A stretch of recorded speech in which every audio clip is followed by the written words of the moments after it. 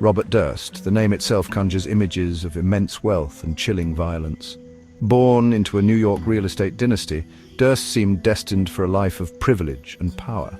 He was the eldest son, the heir apparent to a billion-dollar empire, but beneath the surface of affluence, a darkness lurked. Even as a child, Durst exhibited disturbing behavior. There were hints of cruelty, flashes of anger. These early signs, though troubling, were largely ignored, overshadowed by the family's wealth and influence. Durst's relationship with his father, Seymour, was particularly strained. Seymour, a ruthless businessman, seemed to favor Robert's younger brother, Douglas. The pressure to prove himself, to escape his father's shadow, weighed heavily on Robert. This simmering resentment, coupled with his inherent darkness, would have devastating consequences. The seeds of a monster were sown, hidden beneath a veneer of wealth and respectability. The world would soon learn that Robert Durst was not just a troubled son, but a danger to those around him. His early years were marked by privilege, but also by a series of events that hinted at the darkness to come. From a young age, Robert was different, often isolated and displaying troubling behavior.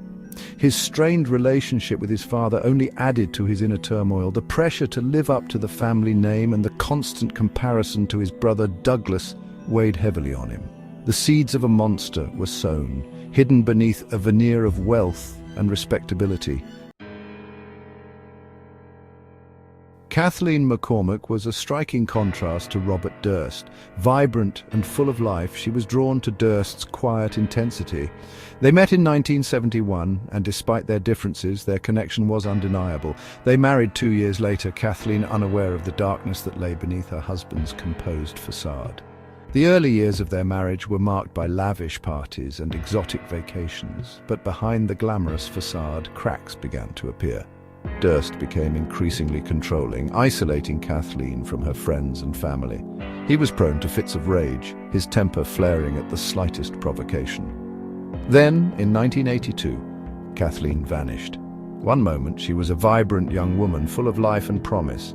The next she was gone, leaving behind only a trail of unanswered questions.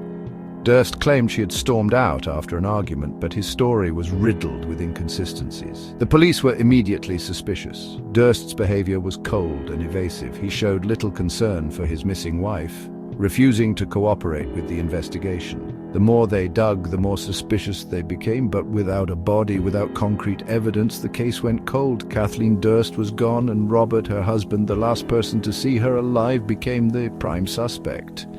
Kathleen was a medical student with a bright future, loved by her friends and family. Her disappearance left a void in the lives of those who knew her, sparking a relentless search for answers. As the years passed, Robert Durst remained under scrutiny, his every move watched by those seeking justice for Kathleen. Years passed, and the mystery of Kathleen Durst's disappearance remained unsolved. Then, in December 2000, another shocking event thrust Robert Durst back into the spotlight. Susan Berman, a longtime friend and confidant, was found murdered in her Los Angeles home. Berman, a writer and the daughter of a Las Vegas mobster, had been fiercely loyal to Durst. She had acted as his unofficial spokesperson after Kathleen's disappearance, even going so far as to provide him with a false alibi. Some speculated that Berman knew too much, that she held the key to unraveling the mystery of what happened to Kathleen. The circumstances surrounding Berman's murder were eerily similar to Kathleen's case. Both women had been close to Durst, and both had died violently. The police began to connect the dots, suspecting that Durst had silenced Berman to prevent her from revealing what she knew about Kathleen's fate. A chilling theory emerged, a pact sealed in blood. Had Durst promised Berman that he would protect her, only to betray her when she became a liability? The murder of Susan Berman was a desperate act, a brutal attempt to bury the truth. But it would ultimately be Durst's undoing, breathing new life into the investigation and setting in motion a chain of events that would lead to his capture. The truth, long buried, was finally coming to light. In the wake of Susan Berman's murder, Robert Durst became a fugitive, fleeing across the country in a desperate attempt to evade justice.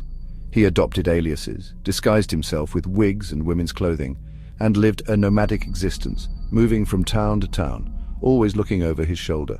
In 2001, he rented a dingy apartment in Galveston, Texas, posing as a mute woman named Dorothy Sinner. He hoped to disappear, to blend into the background and escape the scrutiny of the law, but his past was about to catch up with him. It was in this rundown apartment that Durst's life took yet another dark turn. He became involved in a dispute with his elderly neighbor, Morris Black. The details remain murky, but the confrontation ended in violence. Durst shot Black, dismembered his body, and dumped the remains in Galveston Bay. The gruesome discovery sent shockwaves through the community. Durst, still disguised as Dorothy Sinner, was arrested.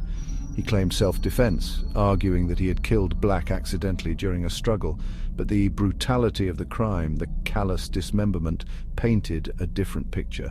The trial captivated the nation, revealing the depths of Durst's deception and the chilling details of Morris Black's death.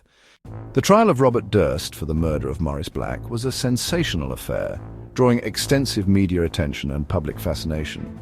The courtroom was packed, with journalists and curious onlookers eager to witness the unfolding drama.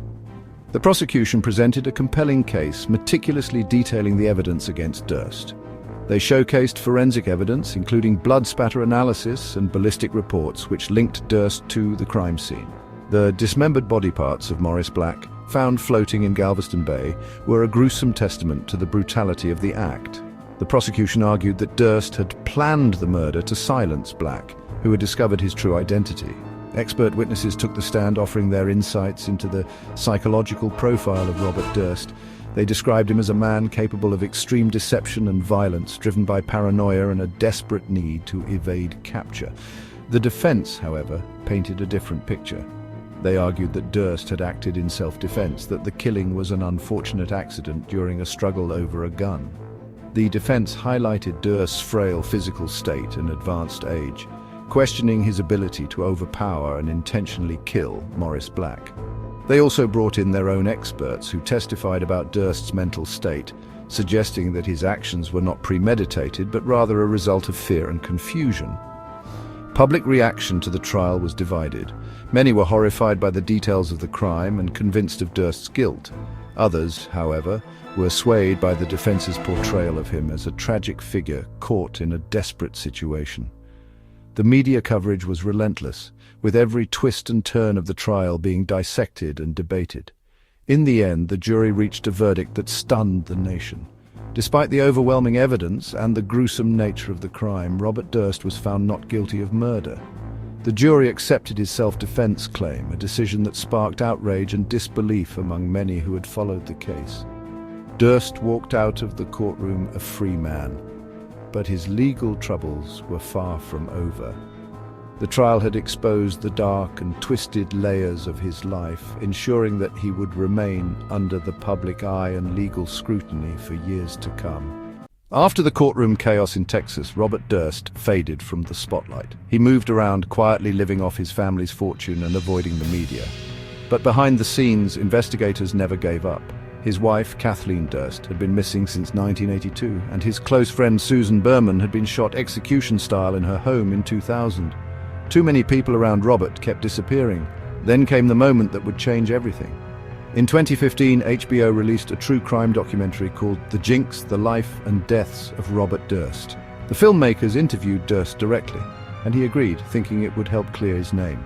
But instead it backfired.